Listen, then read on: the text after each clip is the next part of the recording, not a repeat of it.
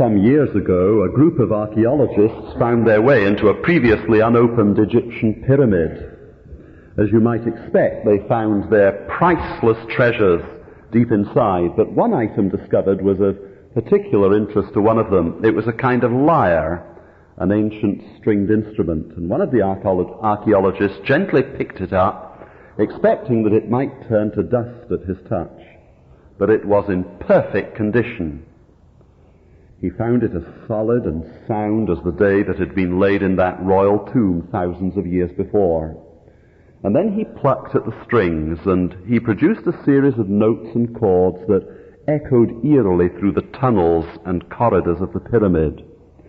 That little group of men recorded that those chords and those notes plucked from the lyre's strings seemed to carry them down the long centuries of time and to transport them back into a bygone age in ancient history when that lyre had first been made and played and brought into the tomb within the pyramid. Charles Wesley was speaking to one of his Moravian friends about his conversion. He said, "I suppose I should keep it to myself." "Oh, no, you shouldn't," said his friend. "If you had 1,000 tongues, you should use every one of them to tell others of the peace that Christ has given you." And so on the very first anniversary of his conversion, Charles Wesley wrote a hymn which he entitled "The Anniversary of My Conversion." It had 18 verses, and the first verse began, "Oh, for 1,000 tongues to sing my great Redeemer's praise." Well, our passage for study this evening, Genesis 29, begins with the first music from Jacob's conversion to God. And as we think about it, my prayer is that it will become like chords and notes, echoing down the corridors of time and taking us back to the very scene that's described and showing us that Jacob's story has a message for us, lessons for our stories, because much of which we will study contains eternal truth and has to be applied to our own lives. 3 points this evening, and the first one is purpose in living. It's been very interesting following up some of the stories of those who went forward at the recent Live Link crusade. And I, along with other ministers in this town, received names of people who'd gone forward, and we were expected to follow them all up. And all of them have been contacted. The same has happened in the other churches here in the town. Now, I wouldn't dream of telling you anything about the response of someone who may be sitting here this evening, but I can tell you what happened when some of the inquirers who went forward were contacted. One woman, for example, had gone forward in the hopes that she might manage to get a better house from the housing executive if she had a minister to put in a word for her. And someone else went forward and then the next day regretted it and couldn't understand what had made him do such a stupid thing and refused to speak with or see anyone who called. And others didn't want to discuss it, said it was their own business, and as far as any nurture groups were concerned, they might come but haven't turned up yet. But by no means all have been like that. One married couple went forward, one of them a doctor. But when they went to their own church, they found absolutely no interest, no concern, no fellowship, so they went off to search for a church that might have some concern and interest and fellowship, and they found one. Oddly, the church they found, which happened to be the nearest church to where they lived, was one that hadn't wanted to have any part in the Live Link mission for its own particular reasons, but it has a biblical ministry, and I'm happy to say that the couple have been welcomed, and I understand are growing in the faith. Their lives have been turned upside down. Another lady who attended didn't go forward, but she met Christ in the privacy of her own home a few weeks later, and after a whole lifetime of wondering and struggling and searching after God, she's come dramatically through to full assurance and great peace. Now, I've received statistics of the numbers who came forward throughout the whole of Ireland, Scotland, England, and Wales, and I have to say I'm not very interested.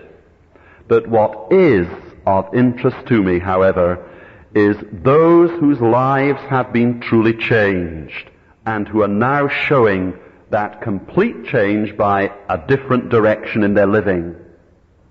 What does that mean? The first verse of Genesis 29 tells us. It reads, "Then Jacob continued on his journey and came to the land of the eastern peoples." Any half-decent commentary on Genesis 29 will tell you that that's a very inadequate translation. The first few words literally are, "Then Jacob lifted up his feet." Until now, his journey, you remember, has been a hazardous one, a frightening experience. Jacob, remember, was running away from Esau, who'd sworn to kill him for the rotten trick Jacob had played on him, stealing his inheritance. Virtually empty-handed, Jacob was running away, escaping from Esau's anger. Would Esau follow him? Would he spring an ambush and take him by surprise in some lonely valley, or pass and wreak his revenge by killing him? Jacob's thoughts hadn't been very happy. Hurrying along, maybe changing tack and altering direction from time to time, he'd been journeying with backward glances, looking over his shoulder to see if he was being followed or shadowed. His brother's anger haunted him. He traveled with a weight on his mind. He'd been a very worried man. But these words, "Then Jacob lifted up his feet," are deliberately telling us something. They are telling us that things have dramatically changed. There is a new confidence in the man. There's a new hope in his heart, a new purpose in his living. It isn't that he feels he's shaken off Esau as the distance between himself and his home grows by the hour and he feels safer. Not that at all. What is being expressed is that he has passed through Bethel, the house of God. God has stepped into his life in the most dramatic way. That dream with the stairway that reached from heaven to earth. Those words that God had spoken to him. The complete surrender of his life to God the next morning. The vows that he had made. All this added up to a conversion that was true and genuine and real. And that was going to make this man into a new person. Even though that process was going to take God a whole lifetime to complete. There hadn't been any evangelists there. There hadn't been a call to come forward. There hadn't been even any counseling or follow-up classes. But Jacob had been converted all right. Make no mistake about that. He had surrendered everything to God. He had prayed the simple prayer, "Lord, I've heard your voice. I've heard your call. Here I am. I give myself entirely to you. Take my life and make it your own from now. I'll be yours to obey and serve you forever." And he meant it. It was real all right. And so we read that he continued on his journey literally, that he lifted up his feet, meaning that there was a new purpose in him, a new spring in his step, a new firmness on his face, a new hope in his heart, a new confidence in his bearing, a purpose in his living. He had something to live for, something that was so great that no one could ever have a greater purpose for. For the Almighty, the Lord, from this day on, was going to be his guide, his God, and his guard. And it's something of that which is expressed in the unusual in the Hebrew and deceptively simple detail that he lifted up his feet. Translated, he continued on his journey. Now, what is important in any experience is the difference it's going to make in our living. It's easy to whip up feelings. It's comparatively easy to move people to sing their heads off. It's easy enough if you have the talent to get people to laugh, or to cry, or to be sad, or to be happy. But all of that might be no better than a night out at the pictures or the theater. What no human orator or crowd manipulator can do is to turn a man's life round, a woman's life round, to such an extent that from that day on there is a complete change. And that is only something that God can do. Being in the Holy Land was a wonderful experience, we say, or flying in a helicopter was something I've always wanted to do. It was a marvelous experience. But this was far more than just an experience.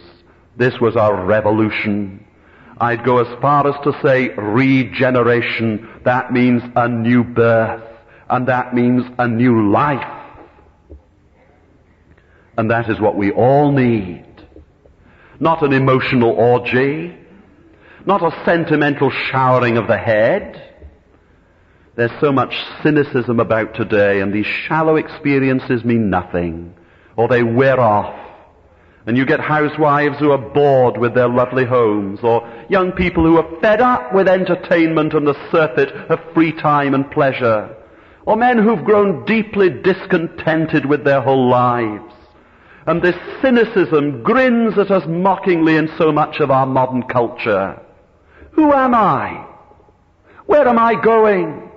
What does it all mean? Is life just growing up and having kids, and them growing up and having kids, and them growing up and having kids, like one of those corridors of mirrors which goes on and on into an endless, boring future meaninglessness? Is that all? Or is there something and someone that can make sense of my life and why I'm here? See this young man striding out, lifting up his feet.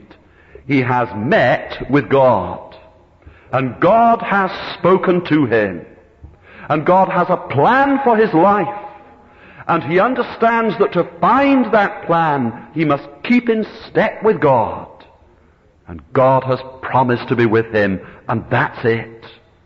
And until we find that, we have nothing in value, nothing worth keeping, not even anything worth living for. But let a man or a woman find God, and they have found life, purpose in living. But then secondly this evening, providence in living. Now, how long would it take us to travel about 450 miles? I suppose it would depend how you went, but if you went by car or bus or train, I suppose about 8 hours, more or less, maybe less. But on foot it must have taken Jacob about 3 weeks. At last he reached the area that he recognized by the language that he'd learned from his mother, that this must be the place he's going to, his mother's birthplace. But how to find his uncle Laban, his mother's brother? And ahead he sees some shepherds sitting in the shade of some rocks with their sheep grazing in the scrub about them. And he comes up on them and approaches them and asks them where they're from. They tell him they're from Haran, his destination. He asks, do you know Laban, the grandson of Nahor? Oh, yes, they nod. Yes, we know Laban. Jacob next asks how things are with Laban. They tell him Laban's fine. And then they tell him, see that young girl coming over there? That's Laban's daughter. She's coming to water her sheep. She's coming here. And Jacob looks and sees 300-400 yards away a lovely young woman approaching, leading a small flock of sheep. No telephone directory to consult, no information office or police station to call on, just a group of Bedouin shepherds sitting by a well on the outskirts of a scattered town. But he struck absolutely the right spot. That was lucky, says someone. Bet he had his fingers crossed, says someone else, as if life was all a big game of tombola with a wheel spinning and coming to a standstill at some number that might be good, bad, or indifferent, just as chance will have it. Maybe it's like that with some people, but not for those whose guide and guard and God is the Lord. Things don't just happen for the Christian. Nothing just happens. There is a plan. There is a pattern. And the Christian's life is like a skillfully woven tapestry with a beautiful motif running right through it. And the whole great work of art forms the most beautiful piece of craftsmanship one could ever dream of. Our problem is that we peer at that tapestry too closely, and we can only see a little tiny bit of it. Very often it's hard to get any sense or meaning in the tiny little bit that we're looking at. And it's only after the long years, stepping back and drinking it all in, that we bless the hand that guided and the heart that planned. I'd like to think that night Jacob bowed before God before he went to sleep and said just 2 words.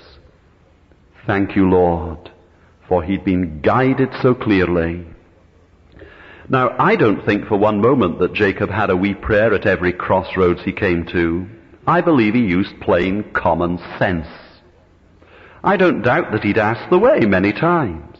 Had he had a map, he would have kept on consulting it. Of course he would. Because I believe that when we are walking with God, and listen to this, I believe that when we are walking with God, it's actually almost impossible to take a wrong turning. I have as strong a view of God's providence as that. We only take a wrong turning when we are deliberately disobedient. And guidance is simply a matter of stepping through the doors that God opens and keeping close to Him and turning away from the doors that He keeps shut and living a life that is clean and true and holy. I'm not saying that there won't be major decisions that are difficult at the time and can be an agony, but generally the one who walks humbly and faithfully with God will not go wrong and will arrive right at the very place, at the very time that God has planned for them, just as Jacob did. It's a picture, a parable of how God directs His ways and our ways when He's given us His promise and we are living and traveling life's journey in faith and obedience. Mind you, the fact that Jacob hit on the very district, the very area, and even the very well that Laban used doesn't mean that Jacob is now a saintly, holy man. Oh no, he's very much a man. God has got a lot of work to do on him. The Holy Spirit has recorded little details to let us see that he's actually still quite a lad. Why do you think he says to these shepherds, hey, how about you guys pushing off from here? Go on, clear off. Oh, it's not quite as blunt as that, but what he says, if you read the passage carefully, adds up to that. Did you notice? Why? Why does he tell them to shove off? He sees this extremely attractive girl coming. And to say he's interested in her would probably be an understatement. He's still young, he doesn't need glasses. He had been specifically told by his father to marry one of Laban's daughters, and he could see that this one of Laban's daughters was really quite something. In fact, the Hebrew of verse 17 tells us that actually she had a very, very beautiful figure. And Jacob felt his body temperature rising, and his pulse going faster, and his mouth turning kind of dry. Could this lovely girl be the one that he would marry? Well, he doesn't want these weather-beaten old men sitting round watching everything he does and hearing every word he says when he meets her, and so he attempts to get them to move on. But oh, this is far too interesting an event for these local yokels to miss. Nope, they say, shaking their heads, nope. Too early to water the sheep, the cows ain't here yet. And they stubbornly sit and watch the stranger who has to carry off this romantic meeting with an audience. Verse 12 assures us that before Jacob did his gallant act and kissed Rachel, he told her he was his cousin, that he'd come to pay a visit to his uncle, who was her father. But it was nevertheless a very gallant act. He moved the stone by the well single-handed so she could see he wasn't a wimp. And then he did the job of watering the sheep for her to let her see he could handle stock as well as anyone. And then very circumspectly, I'm sure, with the grinning old shepherds unashamedly watching every move, he kissed her and shed Eastern tears of joy at meeting up with his own kith and kin after weeks of journeying. In other words, God's remarkable guidance of Jacob to the very spot and just at the right moment to have this romantic meeting with his wife-to-be didn't make Jacob into a kind of holy freak. He was quite normal. What half-sensible male here would want some old men to see him kissing his girl for the first time? Of course you'd try and engineer it a little bit better than that. At least I hope you would. And so Rachel ran home, excited at the news she had for the family, and her dad came out to meet Jacob, who'd been abandoned with Rachel's flock of sheep. And he told his story, and Laban accepted him as his guest into his home. And so we see clearly that Jacob's pathway had been marked out by God. Mums and dads are often so anxious when their son or their daughter leaves home and goes off to study or work in a strange town or city. But if their son or their daughter truly knows and loves the Lord, and if the Lord is their guide and their God and their God, then mum and dad have no need to be afraid. Their son, their daughter will be directed by a loving Father and will find friends, security, even far, far from home, because of the kind and loving providence of the Heavenly Father, providence in living. But then finally this evening, purity in living. Now, I remember chatting to an old lady once, and she told me in no uncertain terms that she had no time for the Bible. And she told me why. It was all over this horrible character, Jacob. He'd cheated his brother, he'd deceived his father, and then God ended up blessing him and making it all right. He got off scot-free. She said, I know we have to forgive. I know all that, and I agree. But that awful character, Jacob, I think he was just despicable, and I can't believe in a Bible or a God who chooses him instead of his nice brother Esau. Well, what do you say to an objection like that? There's a very easy answer. Read the story again, my dear, only this time read the whole story, and while you read it, think, use the brain God has given you. Well, it had been love at first sight. His mouth really had gone dry. His heart had thumped. She was just gorgeous. She was beautiful. Just his type. He was well away, madly in love. He'd only been there for 4 weeks when it came out. Laban had seen straight away that Jacob wasn't just a guest. He was an active, hard-working man and obviously an expert stockman. Well, he'd only been there 4 weeks when the truth was blurted out. Laban said, listen here, nephew. You're doing a power of work. I could do with a man like you about the place, but I'll need to pay you something. Can't we agree on a salary? Jacob had it all worked out. Poor Rebekah, his mother. You see, his mum back home had sent him just for a few weeks until Esau's anger had burned down a bit, but Jacob was too much in love to remember that and his mother, and he had his answer all ready. I'll work 7 years for the hand of your daughter Rachel in marriage. Now, in those days, men had a big price to pay to the family of the girl they married. We had 3 Kenyan girls with us a few weeks ago in August, and they told us that in Kenya, it's still that way round. The groom provides the wedding reception and gives the bride's father a huge cash payment into the bargain. And Edna tells us that Irian Jaya, among the Hoopla people, it's the same there. The man has to buy his wife. Well, it was like that here. And Jacob hadn't a penny to give to Laban for Rachel, so he offered 7 years' wages for her instead. And isn't verse 20 just beautiful? Jacob loved Rachel so much that the 7 years seemed just like a few days to him. And at the end of 7 years he came to ask Laban for his bride. Now, we need to pause just for a couple of sentences to point out that the text is quite explicit that though these two had been living in the same home, under the same roof, deeply in love for 7 years, Rachel was still a virgin. And that's important. There was a high standard of morality, and Jacob had been disciplined enough and moral and upright enough to maintain that standard. It can be done.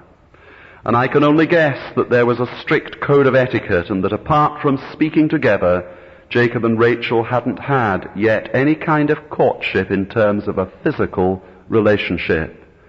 And that was why he'd been able to keep his relationship with Rachel pure all that time, though they'd loved each other 7 years. We are simply too physical nowadays. I'm quite sure of that. When one is in a crowd with Christian young people, one sees 1 or 2 couples who are just draped round each other like vines round a post, slobbering and kissing in public even. Most unwise. And most difficult for those who are watching on as well. The more restrained, the more careful, the more guarded the relationship, the better in the long run. Young people don't believe that nowadays, but it's true. It's absolutely true. Jacob's example in this is one that is right and proper and is to be noted carefully. Maybe more about that another time and in another place. And so the wedding day came, a grand reception, fantastic wedding and feast. And then the time came for the couple to leave and start their honeymoon, and the bride, heavily veiled, left with the groom. No minister had said, "Now would the groom please kiss the bride." No bridesmaid had set forward to remove the heavy veil which completely concealed the blushing girl. And so off the couple went to the bridal suite, lighted only by a spluttering oil lamp. But in the morning, Jacob discovered he had been cheated, for his bride, hiding behind that heavy veil, had not been Rachel at all, but Leah. And Jacob, frankly, was not turned on by Leah one little bit. To say Jacob was angry is putting it mildly, but crafty Laban was all ready for him. He'd a trumped-up story about the older girl always being married first and said, "Live with Leah for 7 days, and then we'll have another wedding, and you can have Rachel as well." And so 7 days later, Jacob ended up with 2 wives, the 2 sisters, one of whom he loved passionately, and one of whom he didn't want. And the problem was that poor Leah loved Jacob all right. She loved him very, very deeply. The pathetic story of the names that she gave her 4 sons tells us that. Why did Laban pull this fast one on Jacob? That's the point. Well, first, he was a true brother of Jacob's mother. And remember that the deception Jacob had worked on Esau and Isaac had been masterminded by Laban's sister, Jacob's mother Rebekah. That's the first point. The second point is that crafty Laban was now to get another 7 years free work out of poor Jacob. Jacob was cornered. He had no option. 14 years work for no wages except the 2 sisters. He hadn't quite intended a bargain as hard as that. But the third point is the most important. It is that God was beginning a work of purifying this man's life. You see, Jacob had cheated Esau. He'd cheated Isaac. He'd taken advantage of Esau's greed on another occasion. And now the birds were coming home to roost. God was teaching him a lesson, a most painful lesson, that whatever we sow, that we reap. Now, don't fall into the trap of saying that God was punishing Jacob for his past sins. God never punishes his children for past sins. Never. Punishment in the Bible sense means retribution. The just deserts for our deeds which are weighed in the balance, and ruthless penalties are meted out. No, God does not punish his children. If we were punished, it would mean death. And Jesus paid it all. That is foundational. But God does apply discipline to our lives. And I'm not playing with words. The distinction between punishment on the one hand and discipline on the other is a most important one. God was chastening, was disciplining Jacob, beginning a process of purifying him, purging from him the twist in his character. I was once shown round a foundry where castings for different parts of car engines were made, and I saw the huge containers of molten metal, white hot, and watched that liquid metal being poured into the sand mouldings to make sumps for British Leyland cars. Outside the foundry was a dump which had to be continually cleared away. It was the dump for the hardened dross, which had been scooped off the molten metal to purify it. And as I think of Jacob's rage, his broken heart to find he'd been tricked into marrying a girl he didn't even like, his tears, his frustration that he must work another 7 years for no pay, the way he'd been taken advantage of, I sense the heat, the great heat, melting his inner man so that God could scoop off some of the pride and the selfishness that resided deep within him.